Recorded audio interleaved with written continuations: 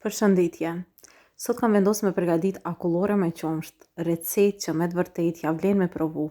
Ju nevojiten vetëm pak përbërës për ta përgatitur këtë recetë. Fillojmë. Në një tigan do të hedhim 500 ml qumsht. Këtu do të hedhi 80 gram me sheqer ose 4 lugë të gjellës me sheqer. Vazhdojmë dhe e përzijim mirë dhe pastaj e vendosim tiganin në zjarr që ta zijejmë. Dhe kështu ta lëm që qumshti së bashku me sheqerin të shteren, derisa të formohet një masë e trashtë. Në fakt, ne po e përgatisim qumshtin e kondenzuar për përgatitjen e akullores. Me të vërtetë qumshti i kondenzuar do të jep një shije shumë të veçantë akullores. Qumshtin e kondenzuar e kemi gati. Pasi ka fituar këtë trashësi dhe është të trashur mirë, ne fillojmë kështu të nxehtë. Do e hedhim tek një enë tjetër dhe pastaj do të shtojmë edhe aromë apo sheqer vanilje ose ekstrakt vanilje. Një pako me sheqer vanilje, e cila do të jep një shije të veçantë akullores. E përzijeni mirë sa është e nxehtë kështu dhe gjatë ftohjes do ta përzijeni ko pas kohe nga pak dhe pastaj do ta fusni në frigorifer që të ftohet mirë. Pasi që të ftohet mirë qumshti i kondenzuar, atëherë mund të themi që e kemi gati për ta përdorur për përgatitjen e akullores.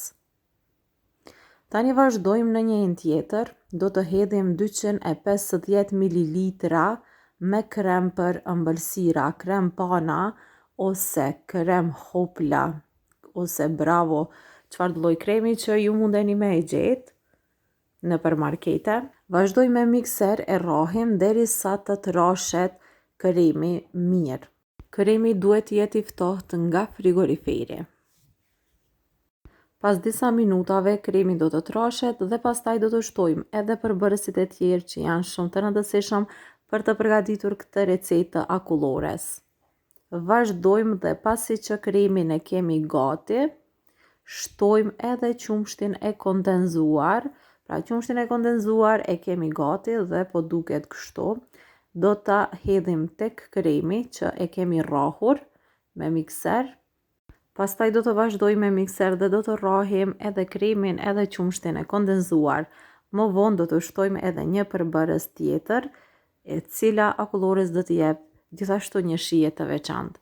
Vazhdojmë tani dhe rrahim me mikser mirë derisa të përzihen mirë përbërëset, për të vazhduar dhe për të hedhur edhe përbërësin e fundit.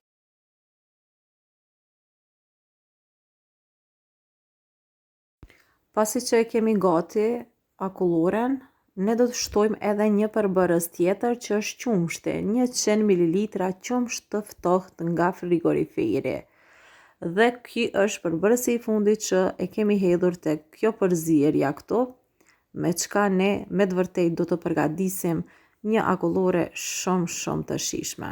Do t'i përzijmë të gjithë së bashku me mikser për 2 deri në 3 minuta dhe pastaj akulloren do ta kemi të gatshme.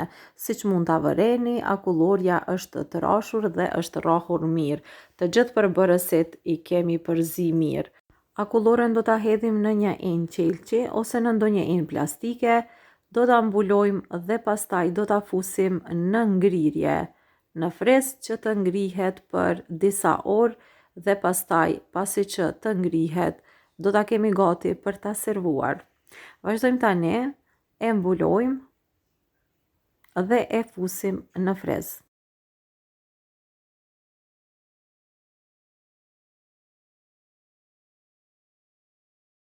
Pasi akulloria është ngrirë dhe është ftohur mjaftueshëm, tani vazhdojmë dhe e servojmë. Të shikojmë se si është bërë. Me të vërtet ka dalë një akullore shumë e shijshme. Mundeni me shikua dhe vetë dhe mundeni nëse e përgatitni me u bindë se me të vërtet ka shije shumë të mirë. Kjo ishte edhe receta e radhës. Shpresoj që të gjithë juve ju ka pëlqyer. Mos harroni të abonoheni në kanalin tim të YouTube-it Idarama nëse akoma nuk jeni abonuar dhe të aktivizoni zilen. Kështu nuk do të humbni asnjë recetë të cilën unë do ta publikoj. Kjo ishte receta, shpresoj që ju ka pëlqyer. Deri në receta tjera, mirëmbëjtje.